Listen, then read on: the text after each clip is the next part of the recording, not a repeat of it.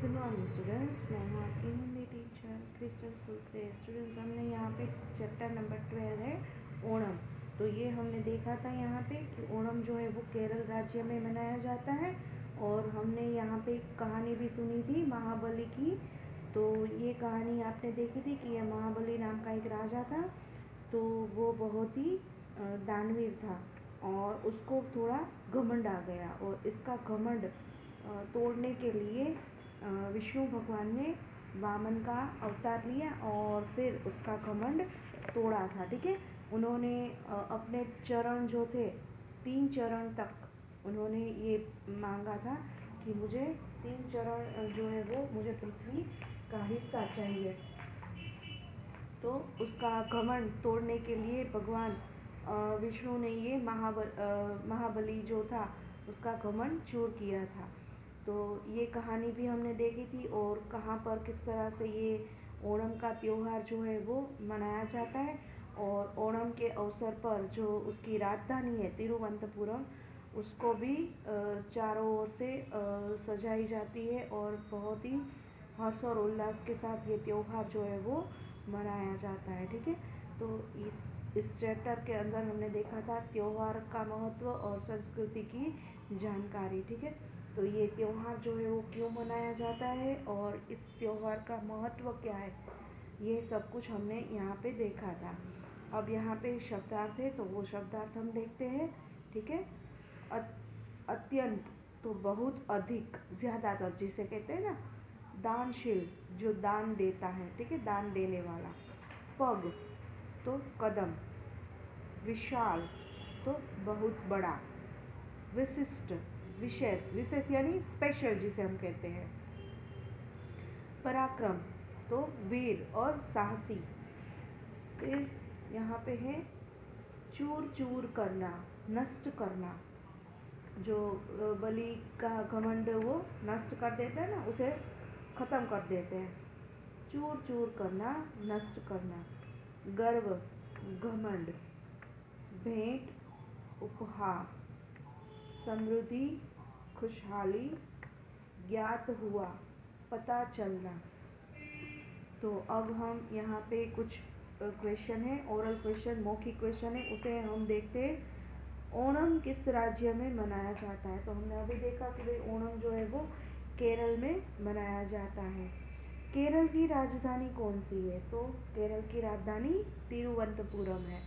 Students, आपको ये question के आंसर जो है वो टेस्ट में पूछे जाएंगे, और आपको इसको किस तरह से लिखना है वो भी आपको इसे लिख कर आपको याद करना है। ठीक है, यहाँ पे ऐसे शब्द जो है वो आपको इसे लिखने की प्रैक्टिस करनी है। तिरुवनंतपुरम किस तरह से लिखा है तो वो आपको प्रैक्टिस भी करनी है। ठीक है, ताकि आपको 1-2 बार अगर लिखोगे तो फिर आपको लिखना आ जाएगा कि तिरुवनंतपुरम किस तरह से लिखा है। कुछ ऐसे शब्द भी इसमें हैं कि जो आपको 1-2 बार लिखने की प्रैक्टिस करनी पड़ेगी। ठीक है, ओणम के दिन कौन सी दौड़ का आयोजन किया जाता है? तो वो है नौका दौड़। ठीक है, जो छोटी छोटी नाव होती है ना, तो वो नाव एक साथ बहुत सारे ऐसे लोग होते हैं जो इसके अंदर नाव जो है चलाते हो। इस तरह से ये आयोजन करते हैं नौका दौड़ का। ये एक तरह की स्पर्धा होती है। ठीक है, फिर यहाँ पर एक वाक्य में उत्तर लिखिए। महाबली कौन था? महाबली जो है वो प्राचीन काल के एक राजा थे जो अत्यंत पराक्रमी और धर्मपरायण तथा दानशील थे। बहुत ही पराक्रमी राजा थे। ठीक है, कोई भी काम करने से वो झिझकते नहीं थे, और धर्मपरायण भी थे, यानी दानवीर भी थे और धर्म का भी बहुत ही अच्छे से वो संभाले रखा था। वामन अवतार विष्णु ने महाबली से क्या मांगा? वामन ने क्या मांगा था? जो विष्णु भगवान आए थे तो विष्णु ने अपनी तपस्या के लिए 3 पग की भूमि मांगी कि भाई मैं 3 चरण की भूमि मांग रहा हूँ। तो 3 चरण जो है वो कहाँ किस तरह से लिया? एक चरण पूरी पृथ्वी आ गई, दूसरे में पूरा आकाश आ गया, और तीसरा चरण जो है वो उसके मस्तक पर रखा था। ठीक है, तो इस तरह से वामन अवतार ने महाबली को अपनी तपस्या के लिए 3 पग की भूमि मांगी थी। फिर यहाँ पर है ओणम का त्यौहार किस प्रकार मनाया जाता है। तो ओणम का त्यौहार जो है आपने देखा कि भाई सभी लोग जो है अपने घर को सजाते हैं, जैसे हम दीपावली के त्यौहार मनाते हैं ना, लगभग वैसा ही त्यौहार ये होता है कि सभी अपने घर को, अपने आसपास की जो भी गलियां होती है उसे भी सजाते हैं। तो ऐसा हम लिख सकते हैं कि लगभग दीपावली के समान ही ये तो त्योहार जो है वो मनाया जाता है। फिर है महाबली ने विष्णु से क्या वरदान मांगा। महाबली ने विष्णु से एक वर्ष में एक बार अपनी प्रजा से मिलने का वरदान मांगा। ठीक है, तो महाबली ने अब विष्णु भगवान से बोला कि ठीक है, मुझे कुछ नहीं चाहिए, पर मुझे एक साल में मुझे एक बार मेरी प्रजा से भी मिलने का मुझे अवसर देना है। तो इस तरह से इसलिए ओणम का त्यौहार जो है वो मनाया जाता है। अब यहाँ पर है फिल इन द ब्लैंक्स है, तो उसे आपको ये कंप्लीट करना है। यहाँ पर आपको ब्रैकेट के अंदर दिए ही है। ठीक है, तो इसमें से कोई भी एक चुनकर आपको यहाँ पर लिखना है। महाबली अत्यंत पराक्रमी थे। ठीक है, वामन अवतार विष्णु ने महाबली से एक पग के 3 पग, तो 3 पग आते हैं। ठीक है, 3 यहाँ पे आपको लिख देना है। ठीक है, पग 3, वरना यहाँ पे हो जाएगा 3 भूमि। 3 भूमि नहीं, पर क्या लिखना है आपको 3 पग। ओके, इस तरह से आपको लिखना है। 3 पग की भूमि मांगी। फिर यहाँ पर है महाबली ने एक वर्ष में एक बार अपनी प्रजा से, ठीक है, अपनी प्रजा से, तो यहाँ पर ये आपको गलत है, प्रिंट मिस्टेक हो गई है, तो ये आपको काट लेना है।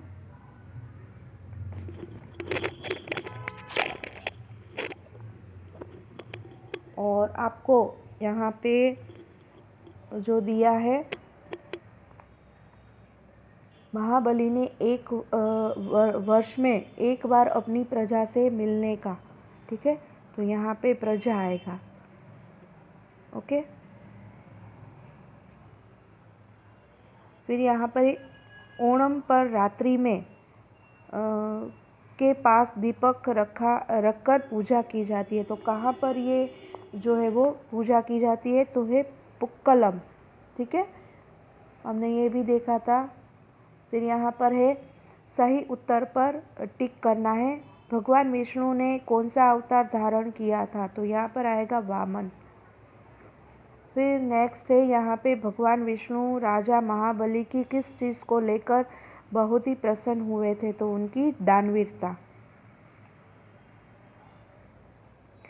नदियाँ और समुद्र के पास रहने वाले लोग किस चीज़ का आयोजन करते हैं, नौका दौड़ का।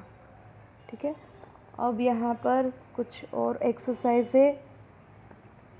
ता जोड़कर नया शब्द जो है वो बनाना है। तो इसे हम लिखेंगे सुंदर प्लस ता, तो यहाँ पर हम लिखेंगे सुंदरता। ठीक है, इस तरह से आपको ता लगाना है। फिर ये यहाँ पर है नवीन, और यहाँ पर कर देना है ता, तो क्या आ जाएगा, नवीनता। ओके, इस तरह से पूरा करना है। यहाँ पे आपको सिर्फ ता ही लगाना है, और फिर आपको लिखना है विशेष तो विशेषता, कुशल तो कुशलता। ओके, अब यहाँ पर है लिंग बदलिए, तो राजा तो रानी, फिर देवता तो देवी, पहाड़ तो पहाड़ी, पुरुष तो स्त्री, बच्चे तो बच्ची, घोड़ा तो घोड़ी। ओके, अब यहाँ पर है पर्यायवाची शब्द है, तो पर्यायवाची शब्द में आपको कपड़ा तो हम कपड़े को क्या कहते हैं, वस्त्र भी कहते हैं, और इसके अलावा पट, ओके, ये दोनों कहते हैं, हम वस्त्र भी कहते हैं और पट भी कहते हैं। फिर यहाँ पर है वर्षा, तो वर्षा को हम क्या बोलते हैं, बरसात और बरखा। फिर यहाँ पर है दिन, तो वार और दिवस। फिर है घर, तो घर को हम बोलेंगे आलय और गृह। ठीक है। अब यहाँ पे एक पेज टर्न करेंगे, पेज नंबर है 80 पे। तो बॉक्स में से संज्ञा शब्द को छाट कर लिखिए। संज्ञा यानी क्या, जो नाउन्स वर्ड कहते हैं, ठीक है, जिसे हम नाम कहते हैं। तो नाम में यहाँ पर आएगा फूल है, फिर है मित्र, ओके, मित्र है, फिर यहाँ पर ओणम है, ये सभी नाम हैं। फिर बच्चे हैं, देश, फिर यहाँ पर है नौका, और फिर है राजा। तो ये सभी नाम है। तो नाउन वर्ड जिसे हम कहते हैं ना, तो उसे हम हिंदी में कहेंगे संज्ञा शब्द। तो संज्ञा शब्द जो है वो आपको लिखना है। मैंने यहाँ पे टिक करके दिए हैं फूल, मित्र, ओणम, बच्चे, देश, नौका और राजा। तो आपको ये सभी शब्द जो है वो यहाँ पर ये लाइंस आपको दी है, तो उसी में ही आपको लिखने हैं। ठीक है। एक लाइंस के अंदर आप 2 शब्द जो है वो लिख सकते हैं, यहाँ पर कंप्लीट करना है। ठीक है। और ये जो शब्द है 1 2 3 4 5 6 और 7 शब्द है। तो यहाँ पर आपको लाइंस दी है, उसी लाइंस के अंदर आपको 2 3 3 शब्द जो है वो लिखना है। ठीक है। तो ये चैप्टर जो है वो हमारा यहाँ पर कंप्लीट हो रहा है, और आपको ये हिंदी का सिलेबस जो है हमारा वो भी कंप्लीट हो रहा है। तो इसकी पूरी एक्सरसाइज जो है वो आपको अभी टेक्स्ट बुक के अंदर ही कंप्लीट करना है। ठीक है स्टूडेंट्स। तो मैं ये आपको एक PDF में आपको सेंड करूँगी, और आपको इसके आंसर जो है वो कंप्लीट करने हैं।